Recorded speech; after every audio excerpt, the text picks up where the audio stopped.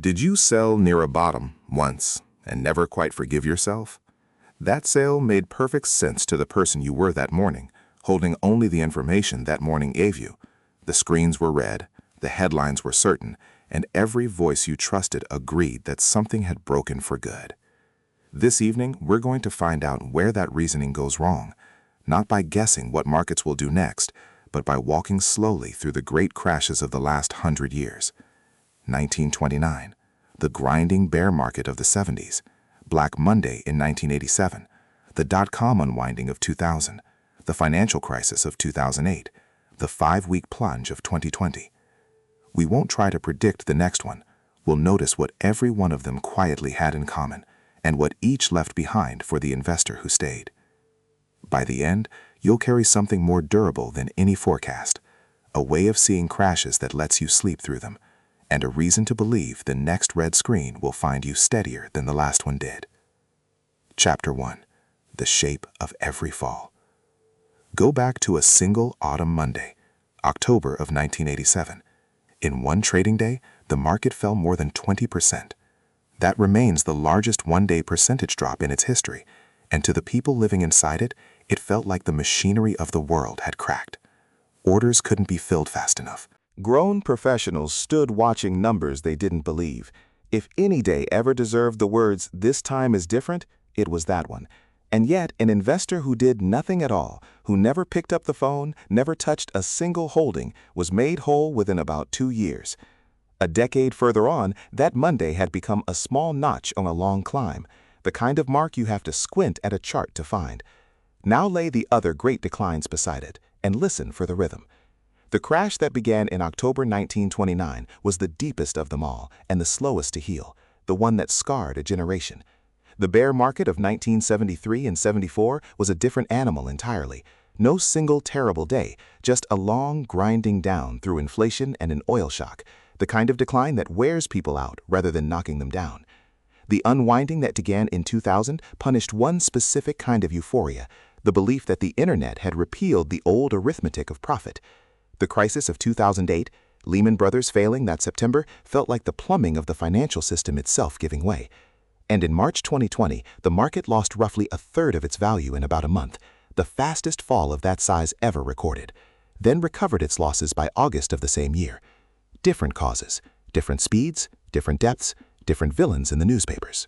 But viewed from far enough back, every one of them is the same picture, a sharp, frightening dip in a line that keeps climbing. Inside each crash, people were certain it was unprecedented, and in its details, each one was. In its shape, none of them were. The investor who saw only the dip sold. The investor who saw the line stayed. So the question worth retiring is this the big one? You have already lived through every big one there has ever been, and here you are, listening, still standing. Let that record steady you. But it raises an honest puzzle, and it's where we go next.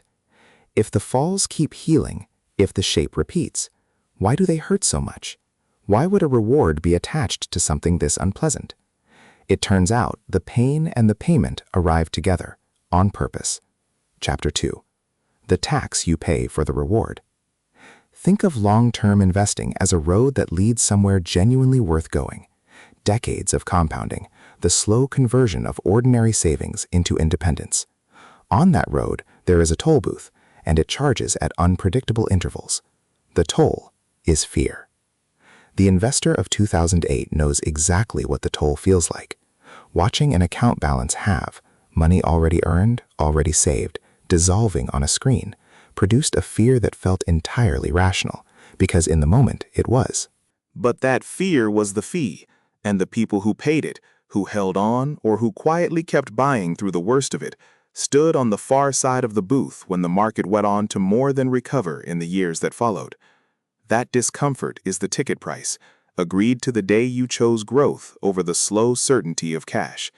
And here it helps to do the arithmetic out loud, because the size of the wage is easy to underestimate. Put $300 a month toward broad ownership of businesses, and let something like history's long average, call it 7% a year after inflation, do its slow work. After 30 years, that's roughly $350,000. An illustration, never a promise, The road has never once been smooth. Now run the same $300 a month through a savings account paying 2%. 30 years later, you'd have roughly $148,000. Call the missing $200,000 the wage the market pays you for enduring exactly the nights this chapter is about. The savings account never frightened its owner for a single day, and that is precisely why it pays so much less. If stocks never fell, if owning them felt as calm as holding cash, they could offer nothing beyond what cash offers. A market that never frightened anyone would never enrich anyone. So when the next decline comes, try saying to yourself the strangest true sentence in investing: nothing is malfunctioning. The toll booth has simply come into view again, the same one every investor before you has passed through, and paying it calmly is the whole skill, very nearly the only skill this work requires. Still, a fair toll can feel unpayable when it comes due. Knowing the fee is legitimate doesn't quiet your stomach at the moment of paying it. Why is that? Part of the answer is that on the way down, someone is always talking in your ear, and what they're saying is only half the story. Chapter 3. What the headlines never say. Notice the asymmetry of attention. When the market fell through 2000 and the years after it, as internet euphoria drained away, the coverage was relentless and grave. Serious, reasoned voices explained why the old rules no longer applied. Then time passed and things got better, and there was no front page for that. There has never been a headline that read, "Things quietly got better for a long time." Recoveries offer no dramatic moment to photograph. They happen on 1,000 ordinary days when nothing appears to be occurring at all. The patient investor's true enemy is the narration of the crash, the running commentary on every screen you own. And your mind is unusually defenseless against it, for a reason researchers of loss aversion have measured. A loss lands on us roughly twice as hard as a gain of the same size. So a media diet built from dramatized losses arrives at double emotional weight, while the recoveries, unreported, unphotographed, barely register at all. You end up with a picture of markets that is not just incomplete, but tilted, and tilted in exactly the direction that makes you want to flee. And this is where the whole subject quietly turns. You likely came to this episode wanting to understand markets, the crashes, the recoveries, the odds of the next one. But everything the record shows points somewhere else. The market is not the thing you most need to manage. You are. Every crash on our list healed. The lasting wounds were self-inflicted. The selling, the swearing off, the years spent in cash waiting for a feeling of safety that the news cycle is structurally incapable of announcing. So when the fear grows loudest, remember that you are hearing the dramatic half of a two-sided story, told by an industry that has no way to film the other half. Turn down the volume. Your resolve can stay right where it is. But there's a harder question underneath, and we shouldn't walk past it. Suppose the noise wins for one afternoon. Suppose you leave. What does that actually cost? It has a price, and is the one number I most want you to carry out of this evening. Chapter 4. The cost of the empty chair. Picture two neighbors in early 2020. Both are ordinary, careful savers. Both watch the March plunge take roughly a third of their balances in about a month. The first sells everything in late March to stop the bleeding, he says, promising himself he'll get back in once things feel safe. The second does nothing except keep her scheduled contribution going, the same amount on the same day as always. Here is what the first neighbor never planned for. The market's sharpest upward days tend to cluster right beside its darkest downward ones. The turn comes while the news is still terrible, while safety is nowhere in sight. So he sits in cash through the swiftest part of the rebound, waiting for a comfort that only arrives long after the climb has happened, and eventually buys back in at higher prices than he sold at. His neighbor, who predicted nothing and did nothing, simply watched her account recover by late summer. Neither of them was smarter than the other. Neither saw the future. The entire difference was that one kept the chair and one left the room at the worst possible moment. And the damage of the empty chair compounds in a way that's easy to miss. The contributions survive. What dies is the compounding those absent years were quietly building. Money returned to the account later can never buy back the time it spent outside it. This is why the decision cannot be left for the moment it's needed. Willpower won't hold that chair for you on the worst night of the fall. Willpower runs out. What holds is a decision made earlier, in calm daylight, and made once. I do not sell into panic. Write it somewhere, you'll find it. Give it a date. When the fall comes, and one will, you won't need to be strong in the storm. You'll only need to have been clear on some ordinary Tuesday years before. Which leaves one last question, and it may be the deepest one. Keeping your seat is an act of trust. Trust in what, exactly?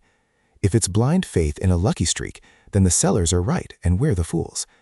The final chapter is about what you're actually riding and why it has carried patient people through every winter on our list.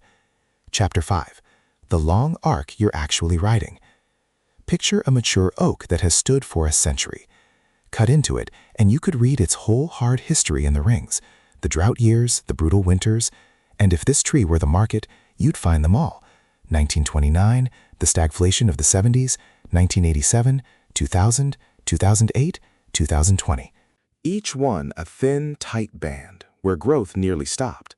But no single band tells you the tree's story. The story is the trunk, thickening decade over decade through every one of them. Markets have behaved this way for a plain, unmysterious reason. Behind the ticker are millions of people getting up and going to work each morning, companies reinvesting their earnings into next year's capacity, dividends compounding quietly through every crisis and every calm stretch in between. A panic interrupts that machinery for a season. The machinery has always resumed, which is why the line keeps climbing even in the years the news is darkest. The patient investor makes no claim about next year. Next year is anyone's guess, and always has been. The trust runs longer than that. Trust in decades of human effort over any single season of human fear. So measure your investing life in decades, because that is the actual length of the ride. On that timescale, this year's alarm, whatever it turns out to be, is one tight ring in a very old trunk. Real and worth respecting, but it is a season you'll grow through, and it was never going to be the shape of your life. And now, before we close, come back with me to where we started. That sale, the one you made with a red screen in front of you and a certainty in your chest, the one you carried privately afterward. I hope it sits differently now. You met that storm with nothing decided in advance, hearing only the loud half of the story, unaware that the toll you were feeling was the very thing the reward is paid for. Almost anyone, standing where you stood with what you knew, does the same. I promised you at the beginning something more durable than a forecast, and you can name its parts now. You know the shape. Sharp fall, fuller recovery, every time so far, from 1929 to 2020. You know the toll and roughly what it has paid the people willing to keep paying it. You know the narration for what it is, and the true cost of the empty chair, and the long trunk over the tight ring. None of that predicts anything. All of it prepares you. The next time the screens turn red, and there will be a next time, that much history does promise, it will find your decision already made and already written down. The crash was never the test. Keeping your seat while others rushed the exits, that was always the test, and you are readier for it tonight than you have ever been. If this hour brought you some calm, subscribing is a quiet way to let it find you again before the next storm does. And I'd genuinely like to know, which of these will you carry? The toll booth, the empty chair, or the 100-year tree? Tell me in the comments. Someone reading them is holding on through a hard month, and your answer might be the one that helps. Until next time, take your time.